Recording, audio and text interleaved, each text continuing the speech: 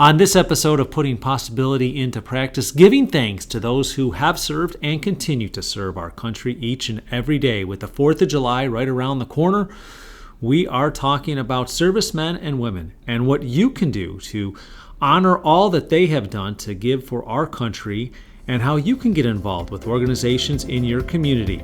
This is Putting Possibility into Practice, and it starts right now.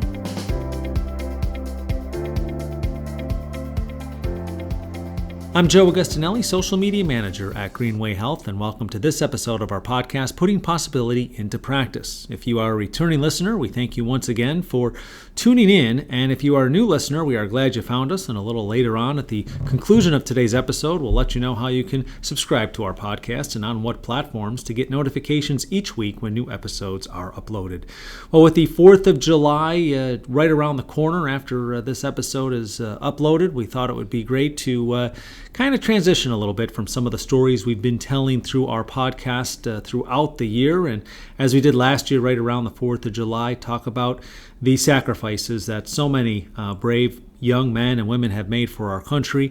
And in moving forward, how you can support the many causes that are out there in your community through different organizations and outreach to veterans and to thank those who have served. And we bring in our Chief Compliance Officer, Susan Kohler. Susan, very active in the community and in different organizations, and we're going to talk a little bit about her service and giving back and what she is involved in, and a recent trip she took with Honor Flight and how you can become involved not only in Honor Flight but the different organizations and causes that are out there. So I welcome Susan to this episode of our podcast. Thank you, Joe. Glad to be here. And Susan, just first talk about why the service? What got you before coming to Greenway and into everything you've done here through healthcare and previous positions? What got you into the service? My dad actually served in Vietnam in the Air Force, and that was my initial exposure to the military. I was always excited about the possibility of being in the military.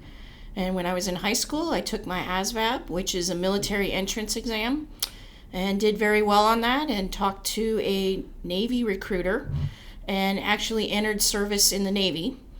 I had also applied for the Air Force Academy, and when the Academy interviewee told me I could never fly fighter planes, I was discouraged and said, I'm going to go find another service that I can participate in. So that's how I ended up in the Navy. In the Navy, I was a corpsman. And I had never had anyone in my family participate in any healthcare service. So this would be the first time ever anyone in my family going into healthcare. And the Navy was my first opportunity to do that. And advice for those who may be considering whether it is the Air Force or the Navy. I mean, you wanted to be a fighter pilot first, and then you wound up in the Navy. So advice for those who may be considering a future in service. Well, I think the greatest thing about service is it really supports learning a technical skill. So if your families can't afford to send you to college, or if you aren't sure college is the right path for you, entering military service is really an opportunity for you to explore a career and get the training. And even while in training, they have great programs for you to be able to go to school either while you're on active duty or even once you've completed your service. And then talk a little bit about the transition from service life to professional life for you. Was it a smooth transition? We hear so much about the struggles about it. And what advice would you give others who are making that similar transition? I think the biggest struggle is being able to translate your skills into common everyday jobs. More of the military jobs are technical, and technical related to military skills that you wouldn't normally use in corporate America. Even being in the healthcare field, I was a corpsman, which was pretty close to being a certified nursing assistant or a step down from a nurse. But there aren't a lot of civilian jobs that translate, that you could just step in and do that work. I have a friend who just actually got out of the Navy, and he was a OR tech. But that OR tech skill that you learn in the military is not immediately transferable into civilian, where he would actually have to take additional programs and get certified. So it was really hard for him to just go in and find a job as an OR tech. That's probably the most difficult part, stepping out of the military into corporate America. And then even as a hiring manager, I would see that. I actually would go out and actively find service members who are getting out of the military, because I tried to recruit and hire service members for various jobs that I've had over my career. Many people in civilian don't know how to interview candidates getting out of the service, because they can't understand how to translate what they did in the military into practical skills that you do every day in corporate America. So there's really a learning curve both for corporate America as well as for the service member in how to communicate and translate skills during an interview. And when we talk about transitioning out of service and into professional life, really, I mean, maybe you've done it every day, Monday through Friday during the work time, but you really haven't transitioned out of service life because you're very actively involved now in giving back, correct? Yes, I am. I currently serve on the executive board for Post 273 in Madeira Beach and American Legion. I also participate in the auxiliary, which is for spouses and family members of those who have actually served. So I serve in both of those organizations within the American Legion. We're very active in supporting our community. One of the core pillars is supporting youth in communities. So there's a lot of work we do in terms of raising funds or supporting underprivileged children, as well as the youth of our veterans. For example, we'll sponsor Halloween parties or Christmas parties for the youth where their service members are deployed and maybe otherwise wouldn't have the ability to provide Christmas for their family members.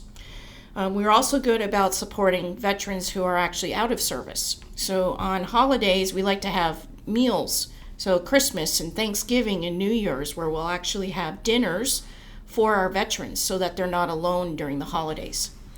And I was going to mention that, and we hear so much about Memorial Day, Veterans Day, Independence Day, Flag Day, D-Day, but really there's veterans outreach and programs for you through your local Legion really year-round, correct? Yes, absolutely.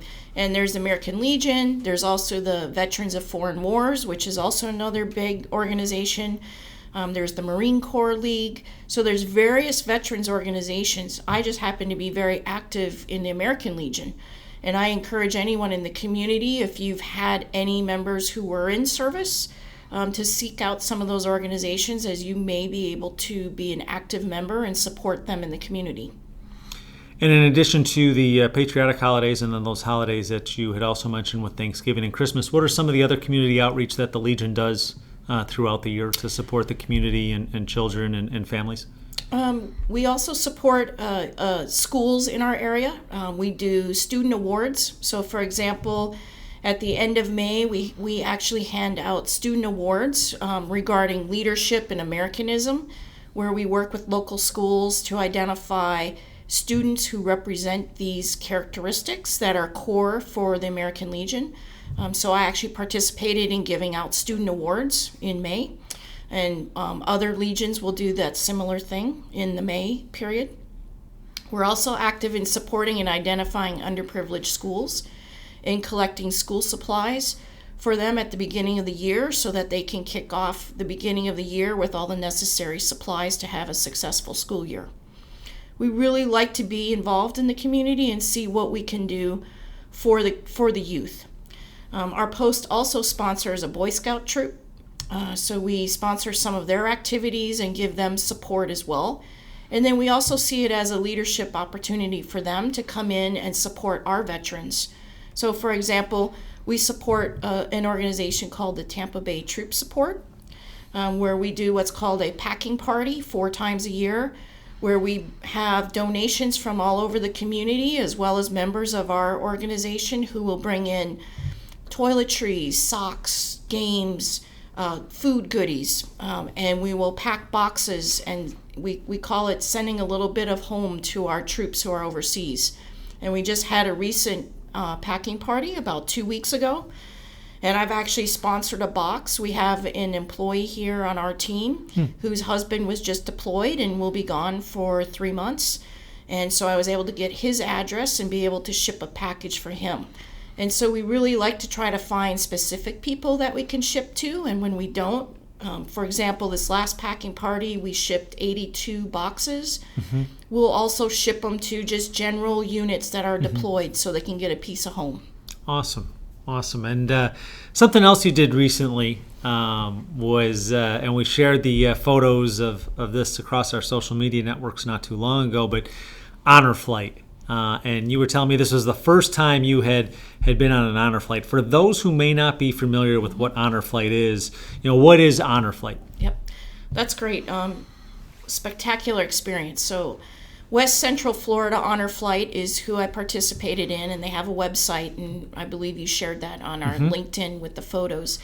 So the Honor Flight is to be able to take some of our war veterans, World War II, Korean War, Vietnam, and take one of the service members on a flight to Washington, D.C. It's an all-day event. We get up early. I said to the vet that I went with, isn't it a bit of a reminder of being in boot camp again, where you're up at dark 30.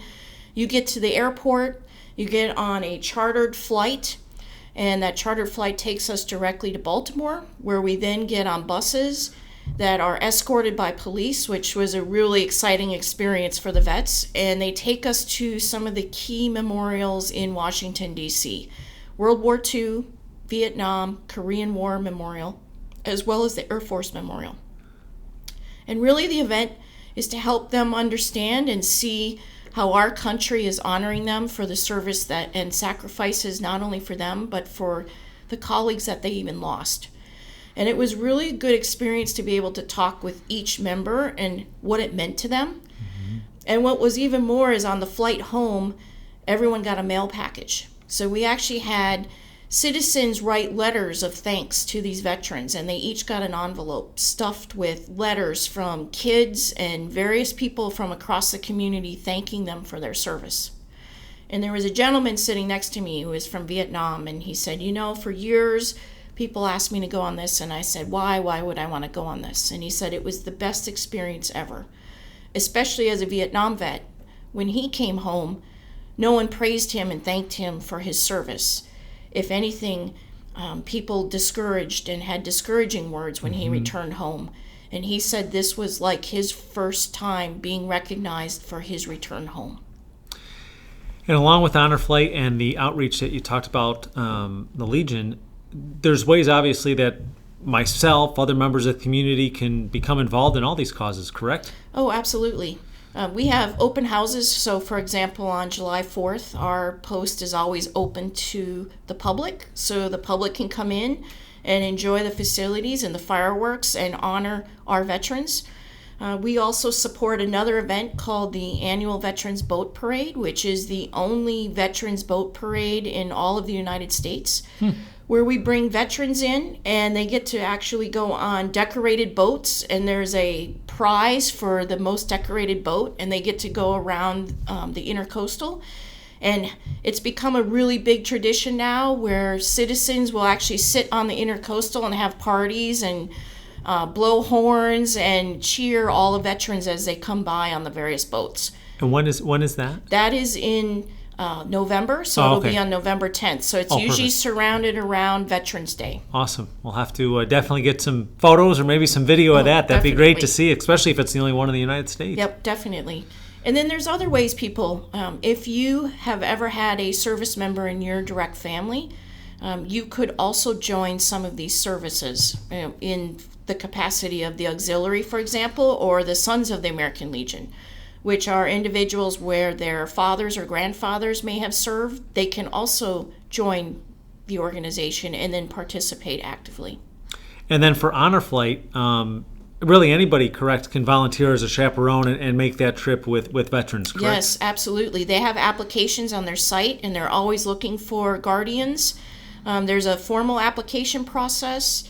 But it's a great organization, and they're also looking for volunteers to just help set up the event, because it's not just about going on the flight with the vet, but they need people to support on the ground when the vets get to Washington as well as when they get home.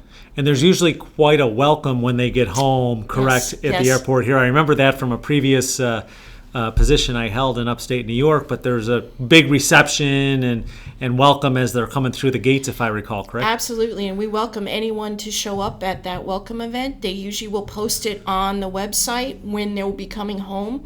It's usually on around 7:30, 8 o'clock that night. Again, the honor flight's a one-day event. They go early in the morning and come back that night.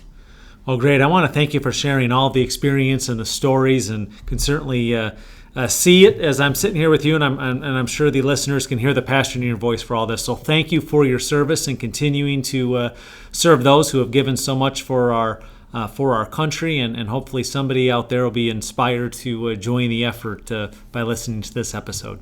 That would be great. Thank you so much, Joe. That was Susan Kohler, Chief Compliance Officer at Greenway Health, and we'll have some of the links to the organizations that she discussed in the description of this podcast, along with on the promotion on our social posts, so you could become involved in some of the outreach that she talked about throughout this episode.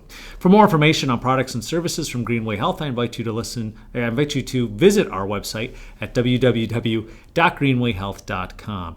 And if you have not yet done so, I invite you to subscribe to our podcast so that you will receive notifications of when new episodes are published each week. And you can subscribe on your favorite podcast platform of choice. We are now on iTunes, Google Play Podcasts, Stitcher, FM.Player, SoundCloud, Libsyn, Spotify, TuneIn Radio, and iHeartRadio. Plus, look for more podcast platforms coming soon.